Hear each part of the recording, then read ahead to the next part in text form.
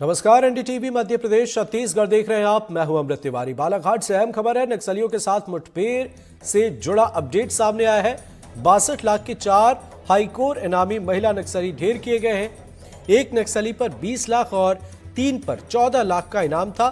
जंगलों में सर्चिंग के दौरान सुरक्षा बलों को मिली चौथी बॉडी। महिला नक्सलियों से भारी मात्रा में हथियार भी बरामद हुए। यह खास खबर, खास तस्वीरें बालाघाट की, जहां नक्सलियों के साथ मुठभेड़ से जुड़े मामले में अपडेट सामने आया है। कल जो नक्सली इनकाउंटर हुआ जिसमें 4 हार्डकोर नक्सली मारी गई हैं, हमारे साथ बालाघाट जिले के आईजी हैं। आईजी साहब बताएं कल की घटना। ये हमें सूपखार के जंगल में, एक रोंदा जंगल है, वहाँ खबर मिली थी नक्सलियों के आने की, तो हमने हमारी होक टीम को रवाना किया। तो जंगल में मुठभेड़ हुई जिसमें 4 महिला नक्सली मारी गई। बाकी नक्सली डेंस फॉरेस्ट का फायदा उठाते हुए भाग गए, लेकिन उनको हम कंटिन्यूसली ट्रैक कर रहे हैं। अब भी हमारा बहुत बल, जिसमें होक है, सीआरपीएफ है और जिला बल है, वो सब सर्चिंग में लगे हुए हैं। सर, जैसा देखा जा रहा है कि छत्तीसगढ़ में बड़ी घटनाओं को अंजाम दिया जा रहा है, वो भागकर बालाघाट को शरणस्थली बनाए हुए हैं। वो बालाघाट को शरणस्थली बनाए हुए हैं, वो उसको तो हम सही नहीं कह सकते, क्योंकि बालाघाट में खूब कार्रवाई हो रही है। तो बालाघाट भी उनके लिए सुरक्षित नहीं बचा है। लेकिन हाँ, इस बारे में हम अलर्ट हैं कि भाई छत्तीसगढ़ में जो बड़े बड़े एनकाउंटर हो रहे हैं, तो हो सकता है कुछ वहां से काडर इधर मुंह करे, लेकिन उसके बारे में हम फुली अलर्ट हैं। तो सर, ये भी सर्चिंग जारी है वहाँ पे? बिल्कुल सर्चिंग जारी है। और सर, कुछ आशंका है? अभी तो कंटिन्यूसली ट्रैक कर रहे हैं, देखो क्या निकलता है सर्चिंग में। पुलिस के हौसले काफी ऊपर है। रुपेश श्रीवास्तव, एनडीटीवी, बालाघाट। तो इस खबर पर तमाम अपडेट के साथ हमारे सहयोगी रुपेश श्रीवास्तव जुड़ गए। रुपेश, बताएं क्या है अपडेट? देखिए, कल एक इनकाउंटर हुआ था सूपखार के पास में, गढ़ी थाना अंतर्गत आता है। और जैसा बता दें कि पुलिस को इनपुट मिला था कि वहां पर नक्सलियों का आवाजाही बनी हुई है, जिस पर पुलिस फोर्स वहां पे सर्चिंग कर रही थी। तो कल दोपहर में दोनों का आमना सामना हुआ, जिस पर नक्सलियों ने पुलिस पार्टी पर गोलियां चलाई और पुलिस पार्टी ने जवाबी कार्रवाई करते हुए गोलीबारी की, जिसमें पहले 3 महिला नक्सलियों का शव बरामद हुआ था। लेकिन थोड़ी देर बाद सर्चिंग के दौरान चौथी महिला नक्सली की शव बरामद हुआ है। आपको बता दूं कि यह चारों महिलाएं हार्डकोर नक्सली हैं, जिनमें पहली है आशा, ये दक्षिण बैहर की रहने वाली है और ये कमांडर है भौरमदेव एरिया कमेटी की, जिस पर करीब 20 लाख का इनाम घोषित है। दूसरी शीला है, जो एसीएम कमेटी की मेंबर है और इन पर भी 14 लाख का है। तीसरी रंजीता है और चौथी लक्ष्य। ये दोनों भी एसीएम कमेटी की है और 14 लाख के इनामी नक्सली हैं। बिल्कुल। रुपेश, कैंप से कितनी दूरी पर एक्शन लिया गया और इस इलाके में जरा प्रशासन के एक्शन के बारे में बताएं संक्षेप में। देखिए, ये घना जंगल है, घने जंगल का छत्तीसगढ़ बॉर्डर लगा हुआ है। नक्सली जैसे कोई घटना छत्तीसगढ़ में कारित करके मध्य प्रदेश की सीमा पर तटीय क्षेत्र जंगलों में ये अपना डेरा बसाते हैं। उसी दौरान पुलिस को इनपुट मिला और उस पर यह कार्रवाई की गई और ये देर शाम तक कल ये कार्रवाई चलती रही। बिल्कुल, नजर बनाए रखें आप, आगे भी आपसे अपडेट लेंगे। बहुत बहुत शुक्रिया। इधर छतरपुर से एक दुकानदार की पिटाई का वीडियो सामने आया है। वीडियो में 3 पुलिसकर्मी एक दुकानदार की पिटाई करते नजर आ रहे हैं। वीडियो छतरपुर बस स्टैंड का बताया जा रहा है। बताया जा रहा है कि दुकान बंद करने की बात पर पुलिसकर्मियों और दुकानदार के बीच बहस हुई थी और इसी दौरान पुलिसकर्मियों ने दुकानदार को पीट दिया। उसे बाइक पर बैठाकर थाने ले गए।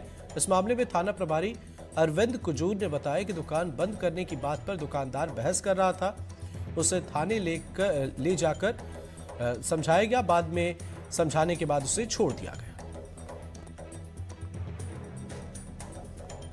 तो तस्वीरें हम आपको दिखा रहे हैं, छतरपुर की ये तस्वीर है।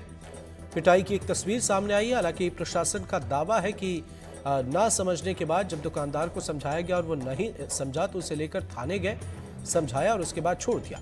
लेकिन इन तमाम दावों के बीच ये तस्वीरें कई सवाल खड़े करती हैं। मसलन ऐसा नहीं है कि प्रशासन के समझाने के बाद कोई ना समझे और ना समझे तो उस पर पुलिस की टीम बस यूं ही लाठियां बरसाने लगी। ये तस्वीरें कई सवाल खड़े करती हैं। आला अधिकारियों के सामने कई सवाल खड़े हो रहे हैं। जिस खाकी से सुरक्षित महसूस करना चाहिए था, उस खाकी ने अगर समाज के बीच दहशत पैदा कर दिया है तो वाकई ये आला अधिकारियों के लिए, महकमे के लिए एक बड़ा सवाल है, एक गंभीर सवाल है कि आम लोग आखिर जाएंगे तो किसके पास जाएंगे, किससे मदद मांगेंगे।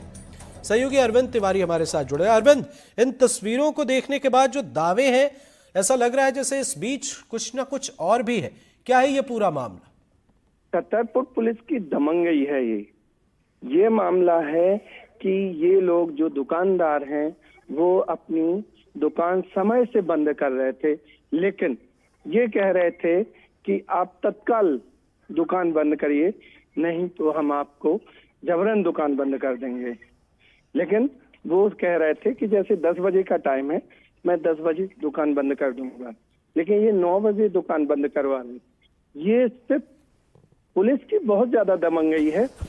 इस प्रकार के एक मामला नहीं है, कई मामला है। ये तो वीडियो बन गया है, तो ये ओपन हो गया है। पहले कुछ मामले तो ओपन ही नहीं हो पाए हैं। जिस प्रकार से पुलिस के दबाव में छतरपुर जिले में लोग परेशान हो रहे हैं और पुलिस उनके साथ निश्चित तौर पर कई बड़े सवाल खड़े हो रहे हैं। अरविंद, नजर बनाए रखे आप, आगे भी आपसे अपडेट लेंगे। इधर भिंड के उमरी टोल प्लाजा में गुंडागर्दी करने वाले बदमाशों की पहचान कर ली गई है। पुलिस ने सीसीटीवी के आधार पर तोड़फोड़ करने वालों की पहचान की है। हमलावर रौन, मिहोना और मछंड के रहने वाले बताए जा रहे हैं। पुलिस ने बताया कि घटना को अंजाम देने के बाद बदमाश कुंभ में स्नान करने गए।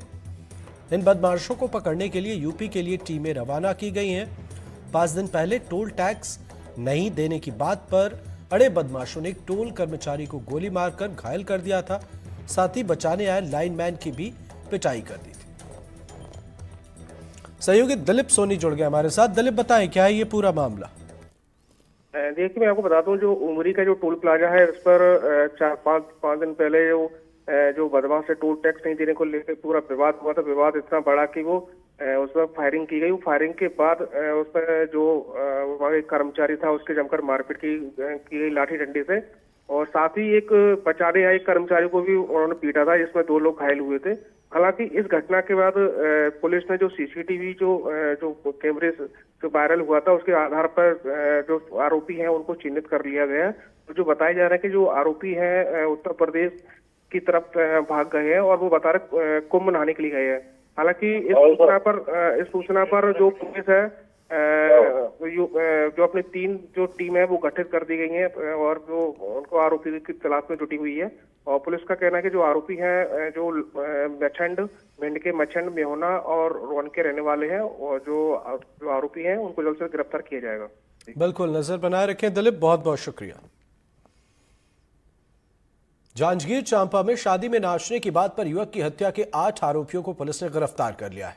पुलिस ने गिरफ्तार किए आरोपियों का जुलूस निकाला। इस दौरान बदमाशों से नारे भी लगवाए गए कि गुंडागर्दी करना पाप है, पुलिस हमारी बाप है।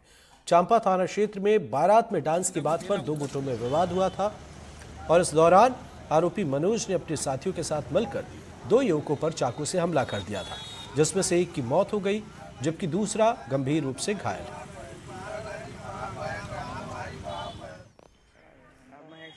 ग्राम गोविंदा बमनीडी से बारात आई हुई थी, जिस पर जो है नाचने को लेकर के 2 पक्षों में विवाद हुआ। मोहल्ले के लड़कों के द्वारा जो है बारातियों के साथ मारपीट की गई, जिसमें 2 युवक घायल थे।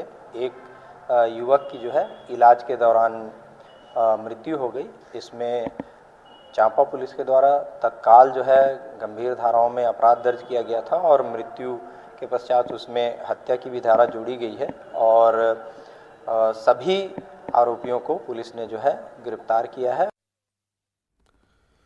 तस्वीरें आपको दिखा रहे हैं। एक युवक की हत्या के बाद प्रशासन का एक्शन नजर आया है। जांजगीर चांपा की ये तस्वीर है और मामले में अपडेट सामने आ रहे हैं।